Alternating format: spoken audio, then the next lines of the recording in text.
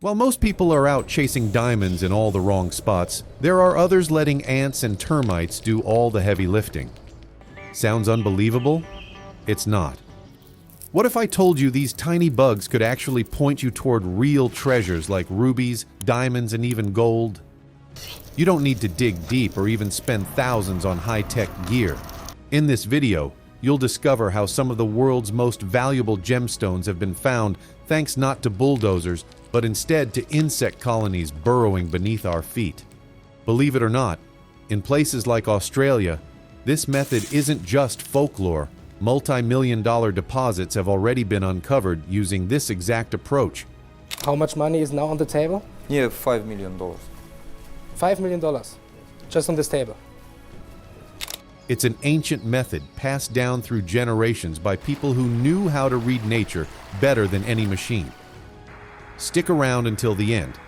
It's a real diamond. Because today, you're going to learn how to decode the hidden clues ants leave behind. How diamonds actually reach the Earth's surface.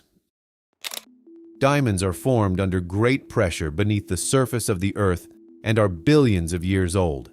Diamonds form deep beneath the Earth's mantle, under extreme pressure and temperature, where carbon atoms fuse together to form crystalline structures, which we know as diamonds. This entire process typically occurs between 90 to 155 miles beneath the Earth's surface. But how exactly do they reach the Earth's surface when they are formed thousands of feet beneath it? The simple answer is through volcanic eruptions. These diamonds are hidden within a volcanic magma called kimberlite. Kimberlite is a rock, it's the host rock to diamonds. Even though the diamonds do not form in the rock, it's the transporter. When kimberlite reaches the surface of the Earth, it dries, hardens, and gets covered by sand and vegetation until it's completely buried. And that's where termites come in. A team of researchers led by the University of Southampton and the University of Birmingham has found that the breakup of tectonic plates is the main driving force behind the generation and eruption of diamond-rich magmas from deep inside the Earth. During their investigations, they found that most kimberlite volcanoes erupted 20 to 30 million years ago after the initial breakup of the crust of different continents. Kimberlite pipe is just a round pipe of lava flow that comes up millions and millions of years ago that we're actually drilling in an old volcano. The Earth's mantle, which is the layer between the planet's crust and core, is often disturbed by rifting or stretching of the crust. Although this occurs thousands of kilometers away from the surface, it leads to a domino effect, which causes the formation of kimberlite magma. When the kimberlite lava reaches the surface of the Earth, it cools down and turns into rocks. It slowly gets covered by layers of sand, soil, sediments, and vegetation. Most of the time, it gets completely hidden, and that's where the real search begins. Every mound of dirt, or should we say home, built by these little bugs contain important pieces of molecules that could indicate the presence of diamonds, golds, and other minerals, allowing for chemical tests to see what is beneath the surface. In Australia, scientists from the Commonwealth Scientific and Industrial Research Organization conducted a series of studies to reveal if termites could show the presence of diamonds and other mineral resources in a site. But why exactly did they pick these insects? Of course, it couldn't be from a lack of resources or other means to find these minerals. After analyzing dozens of termite mounds across the country, they found traces of gold, copper, nickel, and even kimberlite magma, which is the first sign of diamonds in an area.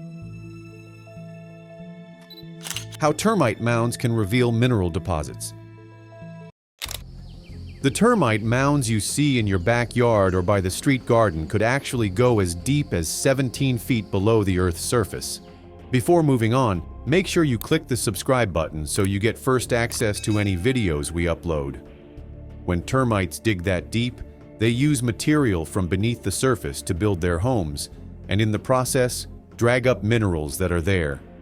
Since they have been doing this for years, scientists realized that these mounds could serve as core samples for testing for minerals and any other thing that may lie beneath. In tests conducted across Australia, scientists discovered traces of rich minerals with the potential to create wealth in these unsuspecting mounds. What was once regarded as yet another irrelevant thing in our ecosystem turned out to be extremely valuable. So my research is using termites and ants, other insects, to get below a surface layer of transported material which is hiding future mineral resources. In another study conducted in 2011, scientists set out to find out if termites, just like other animals, accumulated metals within their bodies, which would be another way to accurately find valuable mineral deposits. The same way mammals accumulate calcium to maintain their bones is the same way insects stockpile metals like zinc and magnesium to harden their exoskeleton. But insects are also able to excrete metals they do not need or find toxic. They shed them through molting or as tiny stones, the same way humans pass kidney stones. When scientists started to investigate termites' excretory systems, they found that some of their organs contained varying amounts of metals. This showed them how termite waste was a driving force for how metals get redistributed in an ecosystem. This study led to a breakthrough in how termites were used to find mineral deposits, as the focus wouldn't just be on their mounds, but also their bodies. Whenever minerals are found in the systems of termites or ants, it greatly increases the chances of a mineral deposit being nearby beneath the surface. This discovery helped scientists realize that they could cut the cost of mineral prospecting. Before now, they would spend millions renting machinery and digging beneath the surface of the earth to find even the slightest trace of minerals. But with termite mounds, all they had to do was collect the samples, test in the lab, and wait to see what mineral compositions they could find. What would usually take weeks of drilling and hoping would now take days. Traditional means of prospecting that have been in place for centuries are now being replaced by scientific means of achieving the same results. This is because traditional means of finding precious minerals were not cost-effective. However, the method of using termites is not particularly new. History of Africans using termites to find mineral deposits. Long before Australian scientists started to look into using termites for prospecting, Africans have been using these insects, alongside ants, to find precious metals hidden beneath the Earth's surface. Ancient African communities used termite mounds to explore for gold, zinc, uranium, and other metals. Since termites are able to dig as deep as 17 feet underground to find moisture, they ingest the tiniest amounts of metals found underground in their bid to build their mounds. They can't digest all those metals, so they excrete the excess.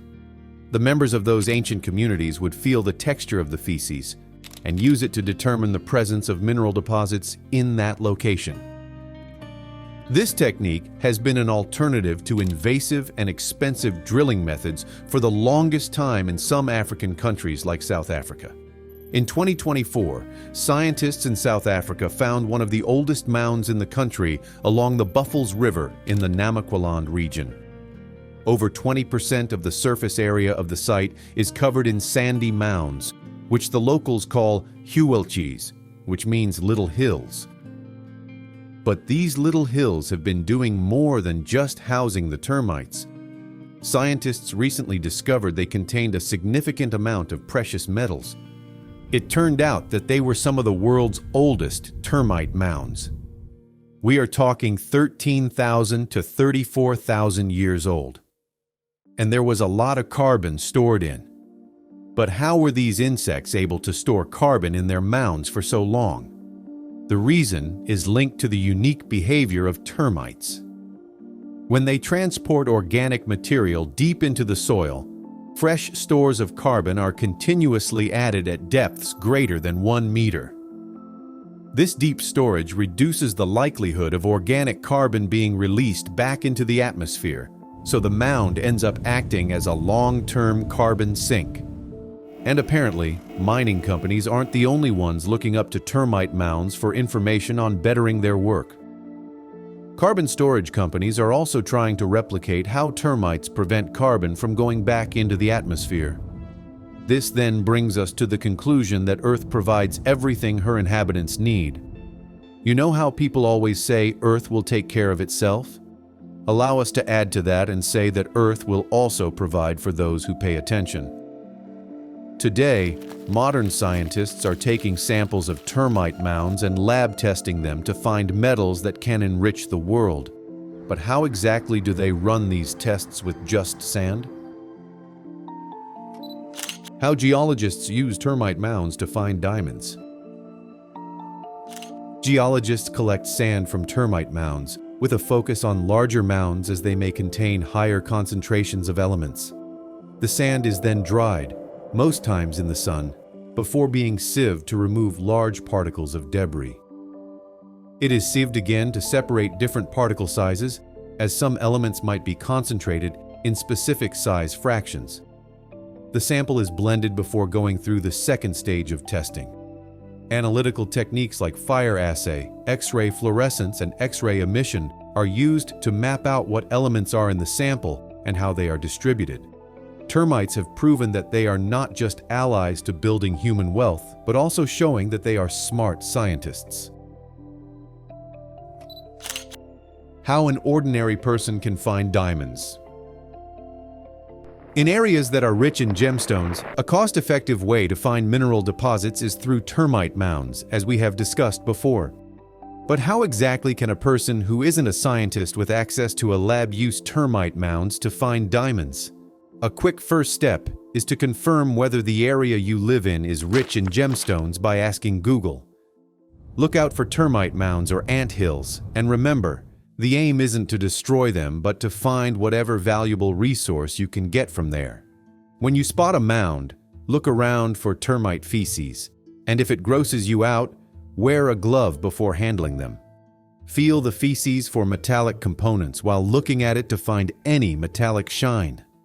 Now, before you run off looking for the nearest anthill or termite mound in your yard or on a hiking trail, here's what you need to know to protect yourself from heartbreak. Who truly owns the minerals in your yard? The thought of striking gold or diamonds in your yard sounds exciting. In a matter of months, you could become a multimillionaire or even a billionaire. Or could you? If you live in a house that you bought, the thought of a stranger walking up to you and telling you that they want to dig for minerals sounds sketchy. But they may actually be well within their rights, especially if they have the mineral rights to the land your house is built on. Many homeowners in the United States don't have the mineral rights to the land they live on. And here's what you can do about that as a homeowner. First of all, who is a mineral owner? A mineral owner is anyone who has the right to extract and use minerals found beneath the Earth's surface of a particular piece of land. The exact minerals they are allowed to extract and use depend on the terms of their contract with whoever sold the mineral rights to them. It could be all the minerals or only specific ones. Most mineral rights owners are only allowed to extract natural gas, oil, and coal. However, some are given the right to own and extract gold, silver, or other minerals. In many cases, the mineral rights owner can also extract what is on the surface of the land like sand and gravel. So, how then are these rights separate from the piece of land? Ideally, a landowner should get automatic access to whatever is beneath it. But that is not the case, especially in the United States. Mineral rights are typically included when a property is bought until the owner or seller decides to separate it. This is done when the owner of the land sells it while retaining the mineral rights. Since land sellers can convey only properties they own, each time they sell the land after the mineral rights are separated, whoever buys the land gets only that. And in the land deeds, you won't be informed about it as that information is not included. This means that you cannot determine whether you own mineral rights just by looking at the deed, which causes the surprise that comes with finding out you have no rights to the minerals in your own land. It is actually a costly process to find out who owns the mineral rights to your land, or a piece of land you have in mind. Most times, the process isn't worth it, especially when the area is one that has never seen oil, natural gas, or any kind of gemstones. Sometimes, the mineral owner may never come to the site for exploration, except it's valuable or abundant. In some fortunate situations, you may be the mineral rights owner if it hasn't been separated. Also, you don't have much to worry about if you are not the mineral owner. U.S. laws regulating mining and mineral rights typically prohibit mineral owners from damaging or interfering with the use of any homes or other facilities built on land they have mineral rights to. You are safe if you live in a city or highly populated area, but if you are in an area where mineral exploitation is common, whether you own the mineral rights in your land or not will become a major concern. Especially considering the fact that you are on a quest to find termite mounds with potential mineral deposits. If there's a lot of drilling in your area, chances are you don't own the mineral rights to your land, and it might be time for you to let go of your dream to find diamonds. In all this, there is an extent to the mineral owner's rights, even if that person is you.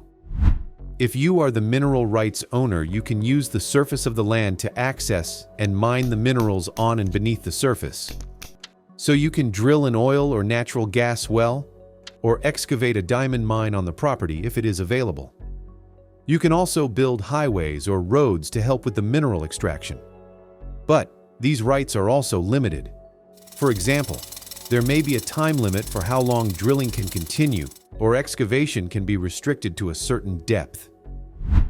To also protect the environment, state and local laws regulate mining and drilling, typically with strict restrictions on certain minerals. To be honest, it is expensive to dig for minerals like diamond. So while you are here, here are simpler ways to find minerals around you and probably make a quick buck. Signs that precious metals are present in a place. If you are on the lookout for diamonds and other important gemstones in your backyard, here are some important things to know. Gemstones are formed within rocks at lower temperatures. They require intense temperature and heat to develop. The chemical makeup of a rock determines what kind of gemstones it would form. As you already know, diamonds are formed from a type of volcanic rock called kimberlite, and that is not something you can easily come across in your backyard. But you can find other precious gemstones like topaz, jade, malachite, obsidian, opal, and quartz in your yard. Other places to look out for gemstones and precious metals are on hiking trails. Pay attention to the mounds and anthills around you. Don't throw away random rocks found at these sites. Also, make sure you educate yourself as much as possible on the rocks you find so you don't get scammed by buyers who may want to take advantage of your naivete. Can a non-scientist find diamonds using termite mounds? It has already been established that termite mounds can be an indication of a mineral deposit in the area. But not every termite mound would contain traces of diamonds, but they may contain traces of other precious metals. So before you start digging around a mound in hopes of finding something life-changing, here are some ways you can survey the area. Look out for unusual soil colors. If you notice streaks of red, blue, or green in the soil, it could be a sign that copper or gold is beneath the surface. Also, pay attention to the weight of rocks in the arena, especially if there is a stream around. Small rocks shouldn't be too weighty, and if they are, it could be a sign that you are close to a mineral deposit. If there are shiny metallic streaks in the soil, you may be standing on top of a potential mine. Finally, check for plant growth in sparse areas, as some plants thrive in the presence of certain minerals. And that's how termites can lead you to diamonds. For more unconventional videos, make sure you subscribe to the channel and share it with everyone who cares. Where was the carbon crystallized into diamonds in this section?